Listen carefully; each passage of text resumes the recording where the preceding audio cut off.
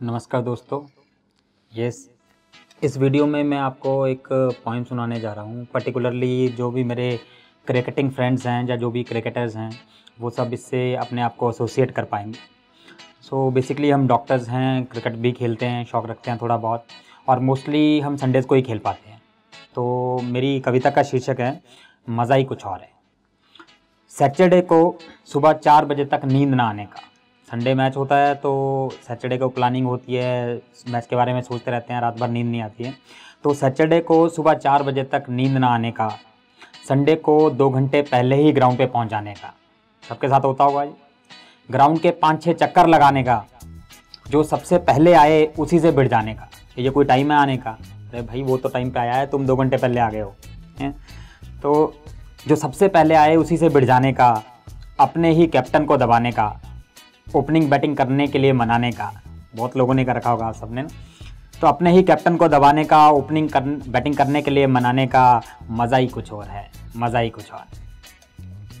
अब ये बात से ज़्यादातर जो भी अपने शादीशुदा लोग हैं वो कोरिलेट कर पाएंगे कि बीवी से लड़कर खेलने जाने का।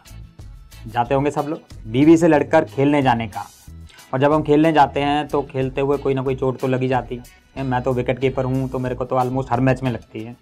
तो बीवी से लड़कर खेलने जाने का, वापिस आकर चोट ना दिखाने का। बहुत कोशिश करते हैं ना पता लगे, पूरी कोशिश करने के बाद भी पकड़े जाने का।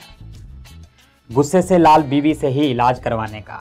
चल अब बर्फ तो लगा दे इस पर। तो गुस्से से लाल बीवी से ही इलाज करवाने का, फिर कंपेंसेटरी शॉपिंग पे ले जाने का। मज़ा ही कुछ और है, मज़ा ही कुछ और। हमारा एक दिल्ली में डॉक्टर्स का टूर्नामेंट होता है जिसको दिल्ली मेडिकल एसोसिएशन या डीएमए क्रिकेट टूर्नामेंट कहते हैं। ये टूर्नामेंट तकरीबन 60-65 साल से चलता आ रहा है। अराउंड 20 साल से तो मैं ही खेल रहा हूँ ये टूर्नामेंट। तो हमारे लिए बहुत प्रेस्टिजियस होता है। विंटर्स के 3-4 महीने ये चलता है टूर्नामेंट। हर कोई दिल से इसकी प्रिपरेशन करता है। तो उस टूर्नामेंट के रिगार्डिंग डीएमए टूर्नामेंट से पहले 10 किलो वज़न घटाने का। डीएमए टूर्नामेंट से पहले 10 किलो वज़न घटाने का। तो हमारे एक डॉक्टर हैं, डॉक्टर अरविंद डोगरा। हम मोस्टली उन्हीं से बैट मंगवाते हैं, उनको एक्सपीरियंस है काफ़ी बैट्स के बारे में। तो डीएमए टूर्नामेंट से पहले 10 किलो वज़न घटाने का, डॉक्टर डोगरा से नया बैट मंगवाने का। हथौड़े से उसका स्ट्रोक बनाने का। थोड़े मार मार के ठक ठक ठक ठक करते रहते हैं। हथौड़े से उसका स्ट्रोक बनाने का, नेट प्रैक्टिस के लिए दूर दूर जाने का। संडे को बारिश हो जाने पे सेंटी हो जाने का। मज़ा ही कुछ और है, मज़ा ही कुछ और। तो फिर क्या होता है जब हमारा टूर्नामेंट आता है, या ज़्यादातर टूर्नामेंट में क्या होता है, हम स्ट्रेटजी बनाते हैं कि कल इस टीम से मैच है, हम कैसे करेंगे, कौन फील्डिंग कहाँ करेगा। तो सब मिलके किसी के घर पे इकट्ठे होकर स्ट्रेटजी बनाते हैं। तो संडे से पहले स्ट्रेटजी बनाने का, सब टीम मेंबर्स को एक साथ बुलाने का, डिस्कशन से पहले ही दारू खुलवाने का, और पी के अपनी ही टीम की बजाने का, फिर बिना डिसीजन के घर आ जाने का। मज़ा ही कुछ और है। सबको रिलेट कर पाएंगे, मज़ा ही कुछ और। तो जो भी मॉडर्न ज़माने के क्रिकेटर्स हैं, पिछले 6-7 साल से तकरीबन एक ऐप आई है, क्रिक हीरोज़ ऐप, सब लोग जानते हैं। अब सब लोग उस पर होंगे। तो क्रिक हीरोज़ पे के बारे में क्या लिखा है कि क्रिक हीरोज़ पे प्रो मेंबर बन जाने का। क्रिक हीरोज़ पे प्रो मेंबर बन जाने का, हर मैच के बाद अपने स्टैट्स पे नज़र दौड़ाने का। ठीक है, हर बार स्टैट्स चेक करते हैं कि भाई कितनी एवरेज हो गई, कितने रन बन गए टोटल, कितनी विकेट ले ली। तो उसमें जो क्रिक हीरोज़ वाला ऐप है उसमें आपका पूरा स्टैट्स मेंटेन रहते हैं। प्लस आप कुछ भी करते हो, जैसे आपने 30 रन बनाए तो कूल 30 का बैच मिलता है, 50s बनाए तो निफ्टी 50 देते हैं वो। ऐसी 3 कैच पकड़ लिया एक मैच में तो अमेजिंग स्पाइडरमैन।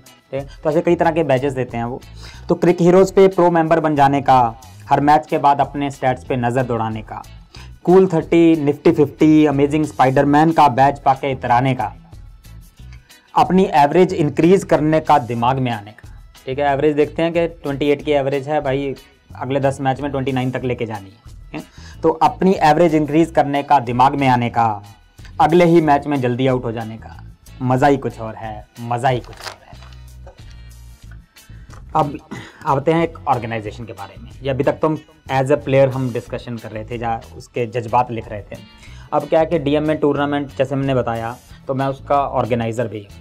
हम 3-4 लोग ऑर्गेनाइज़ कर रहे हैं पिछले कई सालों से। तो ऑर्गेनाइजेशन जब करते हैं तो ऑब्वियसली सबको तो हम खुश कर नहीं सकते, कुछ ना कुछ गड़बड़ होती रहती है। अब डीएमए टूर्नामेंट में हमने एक क्लॉज रखा हुआ है, एक क्यू प्लेयर का, क्वालिफाइंग प्लेयर कहते हैं हम उसको। उसमें क्यू प्लेयर में बेसिकली क्या है कि कुछ क्राइटेरियाज़ हैं कि डॉक्टर तो ऑब्वियसली सबका ही होना ज़रूरी है, उसके अलावा उसमें क्राइटेरियाज़ हैं कि उसकी एज 35 प्लस होनी चाहिए या फिर वो इतने साल तक डीएम में खेला होना चाहिए। तो इसमें क्या है, कुछ टीम जिनके पास बिल्कुल नए यंग लड़के हैं वो इस पर ऑब्जेक्शन करते हैं, कुछ टीम जिनके पास सीनियर प्लेयर्स ज़्यादा हैं वो इसको फेवर करते हैं। तो ऐसे ही हर बार कुछ ना कुछ चलता रहता है। तो विंटर्स में डीएमए टूर्नामेंट करवाने का, कोर कमेटी में आके सबकी गाली खाने का, तो हमारे 4 लोगों की ये कोर कमेटी है जो टूर्नामेंट करवाती है। तो विंटर्स में डीएमए टूर्नामेंट करवाने का, सीसी में आके सबकी गाली खाने का, क्यू प्लेयर्स पे टीम का 2 गुटों में बट जाने का, कुछ को मना के कुछ को नाराज़ करके आगे बढ़ जाने का, ऑब्वियसली आगे तो बढ़ना ही पड़ेगा ना, सारी रात बैठ के शेड्यूल बनाने का। हमारे डीएमए टूर्नामेंट में अराउंड 15-16 टीम्स होती हैं और बहुत कॉम्प्लेक्स शेड्यूल होता है, बड़ा मुश्किल होता है बनाना, मेरी जिम्मेदारी होती है इसमें। तो सारी रात बैठ के शेड्यूल बनाने का, श्रीकांत सर का मॉर्निंग में सब चेंज कराने का। तो हमारे जो मेन सीसी के मेंबर हैं डॉक्टर श्रीकांत, वो फिर सुबह कहते हैं ये भी गलत है, ये भी गलत है, सब चेंज कर देते हैं, पूरी रात हमारी बर्बाद हो जाती है। तो सारी रात बैठ के शेड्यूल बनाने का, श्री सर का मॉर्निंग में सब कुछ चेंज करवाने का, कंट्रोवर्सी हो तो डीसी बनाने का। कुछ भी गड़बड़ हो जाती है टूर्नामेंट में तो एक डिसिप्लिनरी कमेटी बनाई जाती है कि इसने ये गड़बड़ करी है तो इसको कैसे किया जाए। तो अब रिसेंटली हमारा एक डीएमए टूर्नामेंट कंप्लीट हुआ है, उसमें कंट्रोवर्सी ये हुई कि एक टीम ने कोई वो प्लेयर खिला लिया जो कि क्वालिफाइड नहीं था, तो उसके लिए उस टीम के लिए डिसिप्लिनरी कमेटी बनाई गई, ठीक है। फिर उसने वो डिसीज़न दिया, पहले वो सारी टीम्स कहती हैं कि जो डिसीज़न आएगा हम एग्री करेंगे, बाद में फिर उसमें मार धार होती है। तो प्लस टीम जब डिस्क्वालीफाई हो गई इस टीम उसके कारण, तो उन टीम के कुछ प्लेयर्स ने उल्टा सीधा बोलना भी शुरू कर दिया, नॉर्मल बात है, ये होता ही है।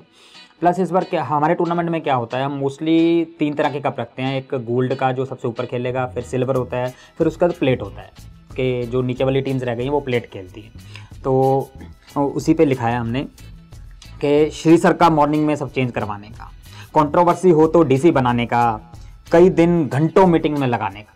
फिर डीसी बनती है तो मीटिंग्स होती हैं, डिसीजन देने पे टीम्स का फक डीसी फक सीसी कर जाने का, लोग बोलते हैं ऐसे, चम्मच कटोरी प्लेट की बात ले आने का।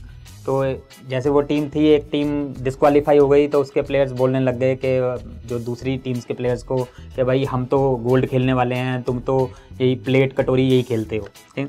तो चम्मच प्लेट कटोरी की बात ले आने का, रस्टी का इन बातों पे मुस्कुराने का। रस्टी हमारा एक प्लेयर है, बहुत अच्छा प्लेयर है, तो रस्टी का इन बातों पे मुस्कुराने का मज़ा ही कुछ और। अब लास्ट पैराग्राफ, जब हम आउट स्टेशन टूर्नामेंट खेलने जाते हैं, अभी रिसेंटली हमारे गुड़गांव में टूर्नामेंट हुआ, उससे पहले अमृतसर, हैदराबाद, गोवा, नासिक, कई जगह पे हम खेल के आए। तो आउट स्टेशन टूर्नामेंट के लिए टीम बनाने का, ज़्यादातर अच्छे प्लेयर्स का मना कर जाने का।